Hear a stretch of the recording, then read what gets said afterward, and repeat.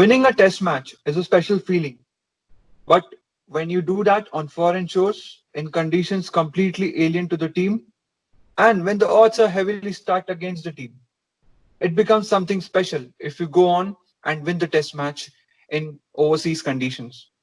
It gives immense belief to the team and all the team members involved in that test match.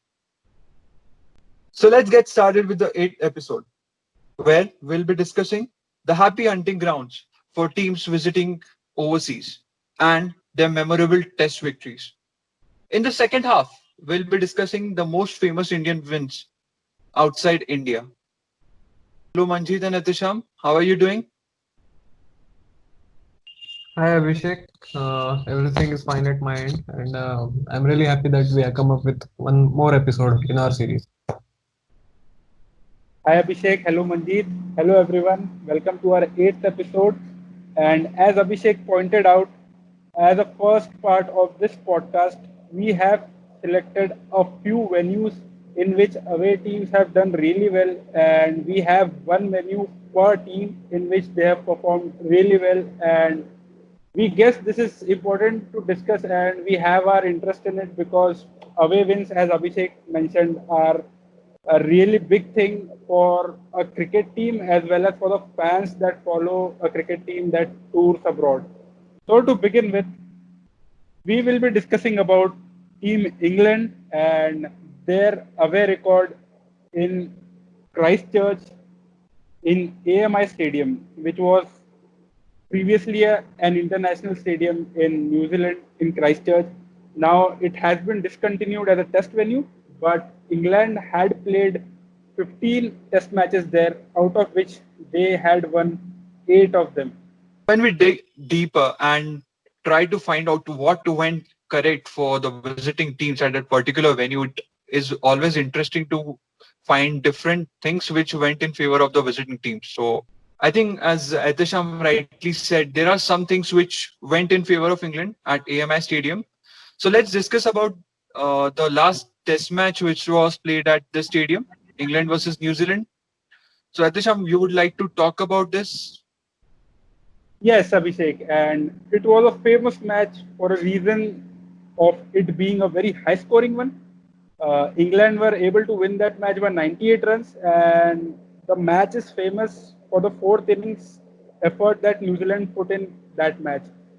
The target that was given to New Zealand by England was 550 runs. They were finally all out for 451. And Nathan Astle, who was a batsman of yesteryears for New Zealand, scored 222 runs in 168 balls. And this effort was lauded by the cricketing fraternity and still holds the record for the fastest double hundred in the fourth innings by any player. So, as we are recording this podcast, Kevin Peterson celebrated his 40th birthday yesterday. And let's talk about the series from where it all began for that guy, Kevin Peterson. Yes, of course, we are talking about the 2005 Ashes tour, which was won by England, and it's one of the most memorable Ashes series ever, and it still mesmerizes cricket fans all over the world.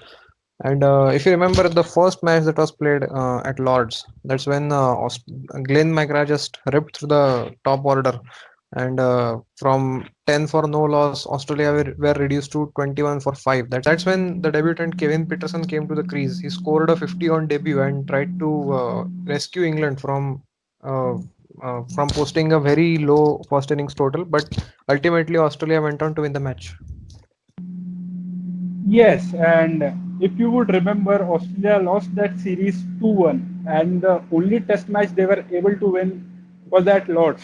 Now, Lords has been a very good hunting ground for Australia, and they have done really well at Lords. They've played 39 test matches and were able to win 17 of them, which is a very good number. And they've lost just 7 at Lords. Even if you remember the 2015 test series of Ashes, in which Australia lost the series by 3-2, they were able to win one of the test matches at Lords by a very big margin. So yes, Lords is one of the venues in which Australia have done really well over the years. So, guys, so far we have discussed the favorable away venues for England and Australia. So, now let's have a look at the men from the Caribbean. They always boasted of some of the fastest bowlers in the world. If you remember, in the 80s, they had some really good bowling arsenal, which included Michael Holding, Andy Roberts, Malcolm Marshall, Joel Garner. So, all these four bowlers could clock more than 90 miles per hour.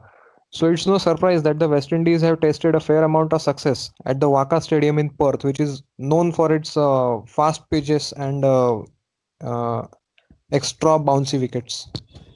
Yes, even in late 90s, Manjit, if we look at the West Indies pace attack, it was more than decent. I mean, it would be an envy for any side to boast of. Curtly Ambrose, Ian Bishop, and Courtney Walsh. So it was a nightmare for the home side because the thing with Waka is if you have a decent or more than decent pace attack, it can be a double-edged sword for the home team in this case. Yes, Abhishek, and as you've rightly pointed out, pace and bounce had been really helpful in Waka over the years. And apart from West Indies, South Africa also has been a team that has taken advantage of this factor and has done really well in Perth, Waka over the years. Now, South Africa have played four test matches there, and as you all would know, they've won three out of it and three famous victories. Also, South Africa, with their victories in Waka, were able to win the last three series that they have played in Australia.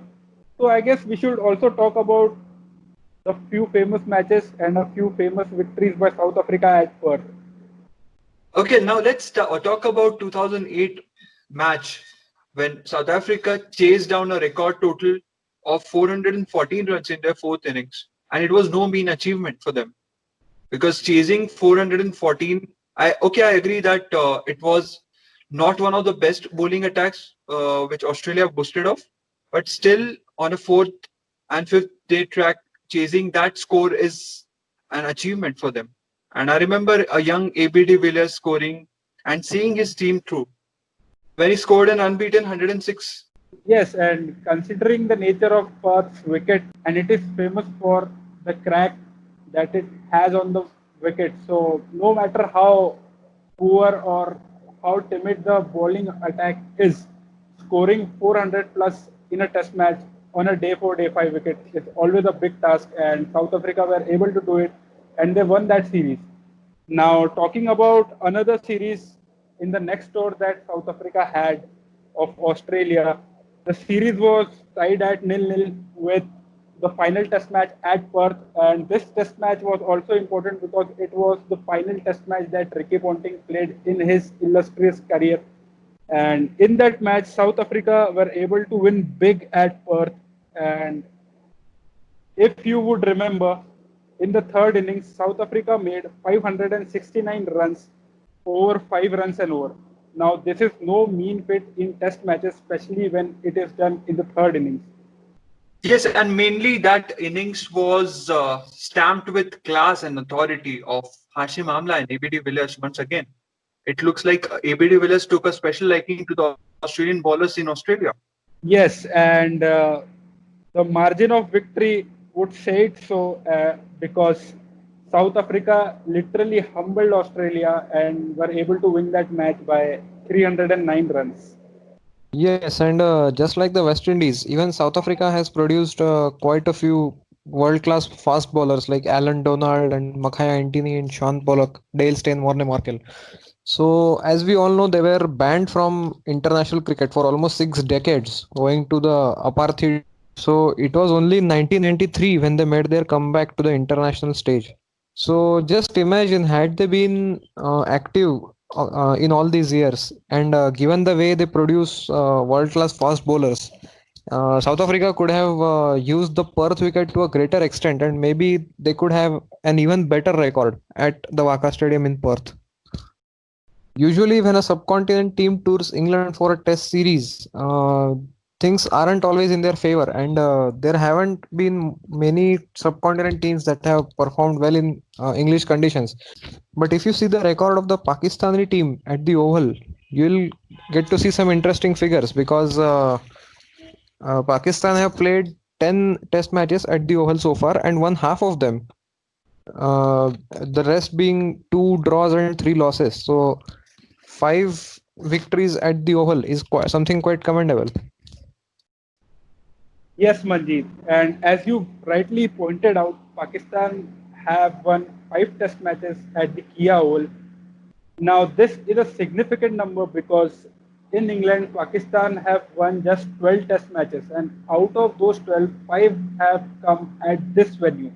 And as you can see, they've just lost 3 out of the 10 they've played and were able to draw 2 of them. So, yes, surprisingly enough, Pakistan have done really well at Kia Oval over the years in test matches.